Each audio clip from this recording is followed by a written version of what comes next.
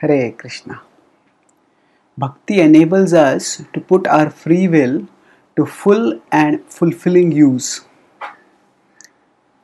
Our free will is our precious asset. If used properly, it can grant us liberation and eternal happiness in our future, and it can even grant us achievement and fulfillment in this life too. But unfortunately, often we don't use our free will fully and we don't use it fulfillingly.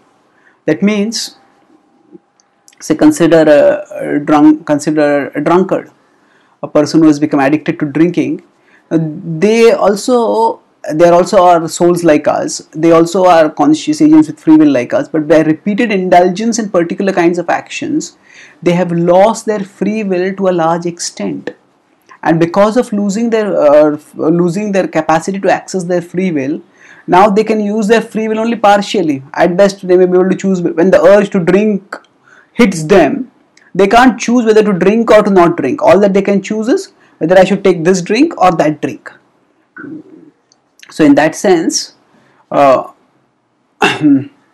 what happens is that the free will is never our free will is never lost, but our free will is can become very strongly constricted. Attachment doesn't take away our free will, but it constricts our free will to a very limited scope. So I have to drink. That's what attachment or addiction forces me to do. All that it allows me is the freedom is, oh, should I drink this or drink that? And that is not really. That is a very limited use of our freedom.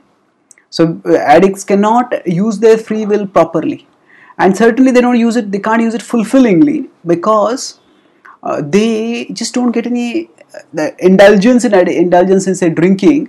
It gives a temporary high, but afterward it has a hangover, health complications. There is loss of face, loss of money, and there's so much misery thereafter. So the important thing is that that it's not a fulfilling use of one's free will.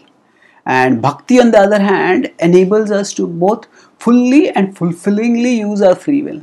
How does that happen? Actually, we are at our core souls, and as souls, we are meant to love and serve Krishna. And Krishna is the all-attractive Supreme Person. And as a Supreme Person, when our heart longs for Him because He's all attractive. And when we learn to love Him, learning to love Him by practicing Bhakti Yoga brings out the best within us. Because Krishna is all pure, and connecting with Him makes us pure also. And thus, as we become more and more pure, our latent spiritual potential becomes manifest. As we become more and more self-controlled, we can focus our mind and senses more and more, and thus we can tap our God-given talents and we can transform that potential into achievement. Thus, it is bhakti that enables us to, when we direct our love towards Krishna, we become free from our attachments. And the more we become free from our attachments, the more we can use our free will more fully. Because it's not restricted to a particular object of attachment, it's diverse. Now we may say the free will gets concentrated in Krishna, but Krishna is the source of everything. Krishna is connected with everything, and thus by learning to love Krishna, we actually connect with the whole world. And we move closer to Krishna by that. So we can put it to free use, and we can put it to full use, and for fulfilling you. Krishna is eternal, we are eternal. Krishna is all attractive and all loving, and we are always searching for love. So when we learn to love Krishna, we put our free will to full and fulfilling use. And thus it is that the Bhagavad-gita states that actually we are parts of Krishna. Mama ivamsho jiva loke jiva bhutah sanatanaha manashasthani indriyani prakritisthani karishyate. When we are parts of Krishna and when we act in harmony with Krishna, we get satisfaction, we get fulfillment.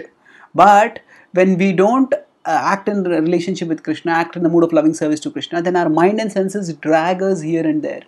And when the mind and senses drag us here and there, we end up miserable because of the control of the mind and senses, because of being enslaved by the mind and senses. So By learning to love Krishna, we become empowered to put our free will to full and fulfilling use to give us happiness in this life as well as the next. Thank you. Hare Krishna.